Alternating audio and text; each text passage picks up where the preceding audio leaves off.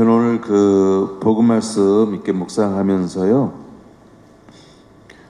교우님들과 저에게 한번 물음을 던지고 싶은 그런 구절이 있어요. 도대체 왜 내가 엄마 품에 잉태하게 되었던가? 여기에 대해서 한번 손 한번 드시고 말씀해 보신 분 계세요? 도대체 왜 내가 잉태하게 되었던가? 또 우리 어머님들께서는 다들 또 아이를 낳으셨기 때문에 내가 왜 이 아이를 잉태하게 되었던가? 라고 한번 그 물음을 던져 보셨겠죠. 먼저 다뤄보셨겠죠.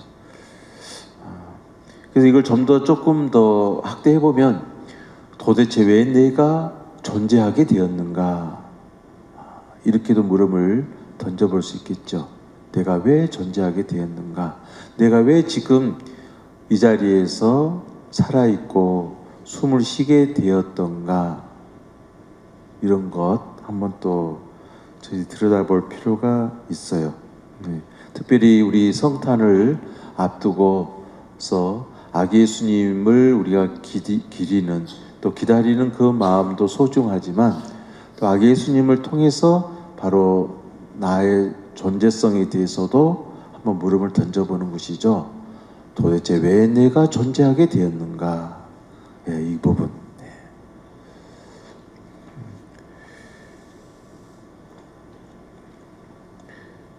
농부가 그 씨앗을 땅에다가 심게 되면은 아주 큰 믿음이 있죠. 분명히 이 씨알은 새싹을 돋는다. 땅으로부터 머리를 내밀 것이다. 이 싹은 바로 그 믿는 그 믿음은 하늘 생명의 진리와 상통하죠. 상통합니다. 이게 바로 생명의 진리예요. 생명의 진리. 씨알을 심으면 그 씨알은 땅으로부터 싹을 내밀게 된다. 이 믿음이라자, 믿음. 그래서 이 믿음은 생명의 진리와 소통하는 것이죠. 상통하는 것이죠. 이런 부분에서 바라봤었을 때 생명의 진리는 또 믿음을 수반하는 거죠. 믿음을 수반한다. 또 믿음은 생명의 진리에 기반한다. 그래서 우리도 믿음을 주님께 고백을 하게 되어지는데, 우리가 고백하는 그 믿음은 바로 하느님 말씀의 진리에 기반하는 것이죠. 나누어질 수가 없다. 분리되어질 수가 없다라는 이 진리. 그것 때문에 우리 세상 만사 이치가 돌아가는 거 아니겠어요? 자연의 사계절의 이치뿐만 아니라 낮과 밤의 모든 이치가 바로 이 하늘 진리와 부합되기 때문에, 결코 하나로 일치되기 때문에 모든 것의 어떤 순환이 바로 우리를 하여금 살아 숨쉬게 하는 근저가 되는 거죠. 그래서 이런 부분을 좀 더 이렇게 확대해 보게 되면은요, 시간이라고 하는 것은, 우리가 매일매일 살아가는 이 시간이라고 하는 것은 영혼성에 기반을 두고 있잖아요. 영혼성에 기반을 두고 있다. 그러니까 어떻게 보면 영혼성에서의 한 점이 바로 이 현재성이라고 하는 내 존재성이거든요. 존재라고 하는 것은 살아있을 때 느낄 수 있는 것이잖아요. 이 존재한다라는 것은. 그러니까 시간성의 제약을 받을 수밖에 없는 것이죠. 사람이 존재한다라는 것은. 그렇지만 이 시간의 제약을 받고 있는 이 존재는 바로 영원한 진리에 기반을 두고 있다. 이건 우리에게 있어서 너무나 소중한 믿음이에요. 믿음. 절대로 이 시간성의 존재가 시간이 닿으면 소멸되어져 버리고 마는 그런 존재가 아니라 지금 살아 숨쉬고 있는 이 존재 한 점은 영원한 우리 신앙에서 고백할 수 있는 것은 하느님 자비성에 그 기반을 두고 있다. 토대를 두고 있다. 이건 굳건한 믿음인 거죠. 그런데 또 달리 또 묵상해 보면은 그러면 이 영원성은요, 영원하다는 이 영원성은 바로 이 시간이라는 걸 통해서, 시간 안에 존재하는 이 존재함을 통해서 스스로 그 영원성을 드러내게 해준다, 알아차리게 해준다라는 이 진리를 또 우리에게 일깨워줘요. 그러니까 우리가 이 시간의 제약을 받는 현 존재성을 살아가면서 바로 여기서 무한한 영원성을 자각하고 알아간다라는 것, 이것은 정말 내가 왜 존재하게 되었는가에 대한 그 근본의 이치에 접근시킬 수도 있다. 이렇게 또 묵상할 수 있죠. 그래서 우리에게 있어서는 희망이라는 게 있는 거예요. 희망. 바로 희망.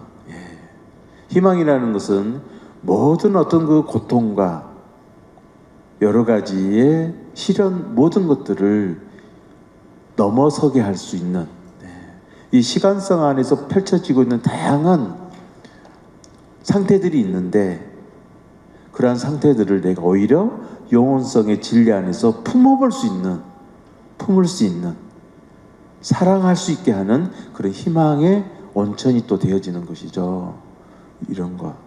이런 부분들을 우리가 한번 또 깊이 정리가 되어져 있었을 때 오늘 복음 말씀을 우리가 또 새롭게 좀 다가갈 수 있지 않을까, 그런 묵상이 되어졌어요.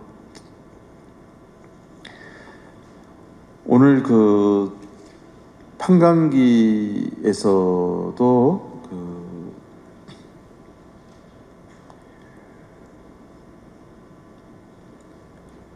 판강기 13장 2절에서도 그런 말씀이 나오죠. 초루와 출신으로 단 시족에 속한 사람이 하나 있었는데 그의 이름은 마노아였다. 그의 아내는 임신할 수 없는 몸이어서 자식을 낳지 못하였다. 이렇게 나오죠. 그의 아내는 임신할 수 없는 몸이어서 자식을 낳지 못하였다. 그런데 주님의 천사가 그 여자에게 나타나서 말하였다. 이렇게 또 시작이 되어지게 되고, 오늘 복음 말씀에서도 똑같죠.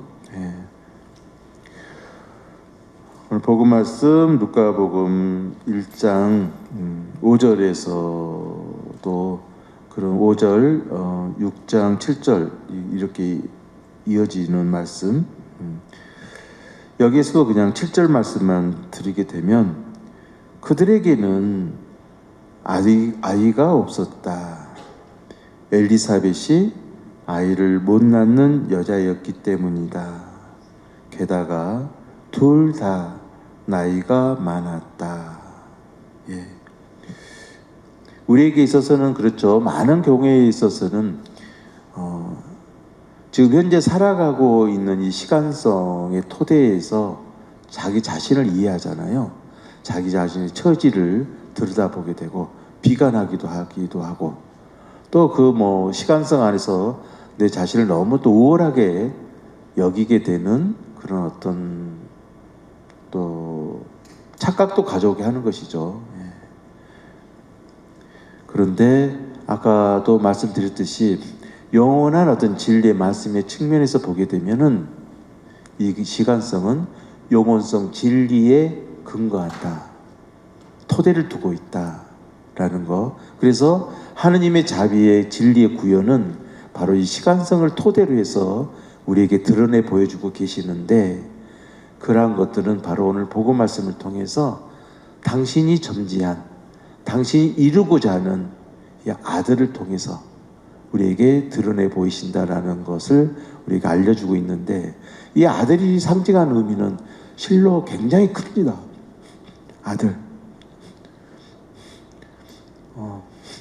성별로서의 아들의 의미는 굉장히 아주 국한되어진 아주 작은 의미로서 해석을 하는 것이고, 복음 말씀에서 우리에게 던져주는 이 아들의 의미는 바로 아버지의 뜻, 아버지의 진리가 아버지의 이름으로 구현되어지는 아버지의 일이거든요. 아버지의 일. 이런 부분들 우리가 한번 또 들여다볼 수 있는 것이잖아요. 그러니까 아이는 아이로만 있지는 않잖아요. 때가 되면 그 아이는 성장을 해서 가정을 지키고 이어가는 어떤 가정의 대들보로서 이렇게 성장하게 되어지잖아요.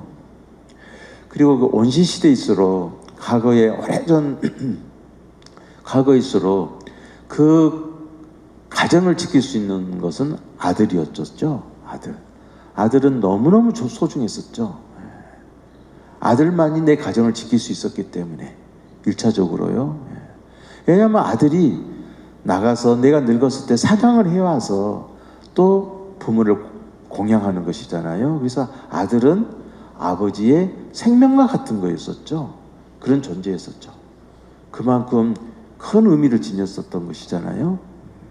그래서 아들은 또한 그 아버지의 이름을 너무나 소중히 여기면서 자기 모든 것을 또 아버지에게 바치는 그런 또 흐름으로서의 아들이잖아요. 그러니까 아들이 내포하고 있는 이 부분, 아버지의 뜻, 아버지의 영혼이 아들을 통해서 완성되어진다라는 그런 큰 의미로서의 아들을 뜻하는 바도 너무나 크겠죠.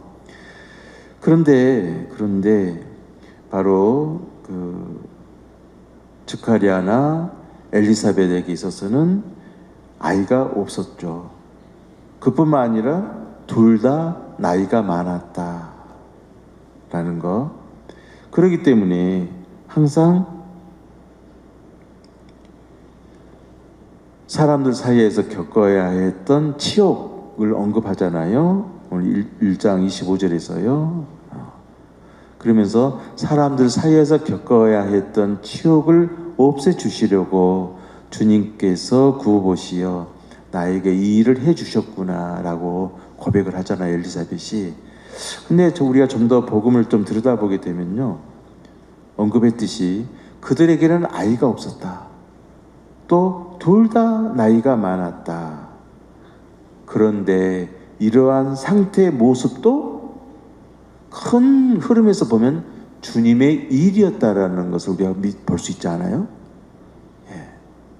그 아들을 잉태시킨 것만이 주님의 일이 아니었었고, 즈카리아와 엘리사벳이 겪어야 했던 그런 사람들로부터 받았던 치욕스러운 모든 공경, 힘듦도 하느님 아버지의 일이었다. 처음에 언급했던 것처럼 영혼성의 진리 안에서 본다 그러면 지금 현 존재로서의 이 존재는 영혼의 진리 안에 하나로 상통한다라는 것을 들여다보았을 때 우리도 한번 우리 스스로를 들여다보자는 것이죠. 분명히 내가 지금 겪고 있는 이 순간순간의 모든 한순간 한순간의 모든 모습과 움직임도 다 주님의 뜻이 있다. 또 이럴 때는 좀 아멘 해야 되는데, 우리 굳게 믿으셔야 돼. 꼭 나에게 좋은 일만 주어졌을 때 하느님이 이루는 것이 아니다. 고통과 시련도 분명히 주님께서 당신의 뜻을 이루기 위해서 우리에게 지금 현재 안겨주고 있는 주님의 섭니다. 이 믿음. 그래서 저는 그런 걸 묵상하게 됐어요. 그들에게는 아이도 없었고 둘 다 나이가 많았어요. 어떻게 보면 절망이죠, 절망. 앞으로 숨이 떠나는 그 순간까지 자기들이 겪게 될 여러 가지 아픔들을 담고 있잖아요. 그래서 여기서 이제 주님께서 구워보시어 나에게 아기 잉태를 가져다 주심도 주님의 일이었었죠. 그래서 스가랴와 엘리사벳을 통해서 우리가 묵상할 수 있는 것은 그들은 끊임없이 아이가 있든 없든 또 두 사람이 나이가 많든 이런 걸 넘어서서 오직 그 순수한 가난한 마음으로 의로운 하느님의 뜻을 의롭게 따르는 하나의 주님의 사랑에 지체했던 것이죠. 그렇게 머물렀던 것이죠. 자기 처지를 보지 않고 오직 주님의 그 뜻에 하나로 일치하는 그 믿음 안에서 기쁨을 누렸던 분들이시잖아요. 이런 것들을 이런 부분을 우리가 또 크게 한번 묵상해 보아야 되겠죠.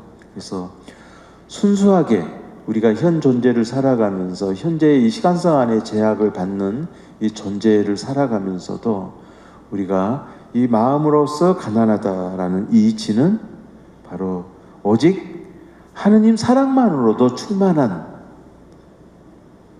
그 상태를 뜻하는 것이잖아요.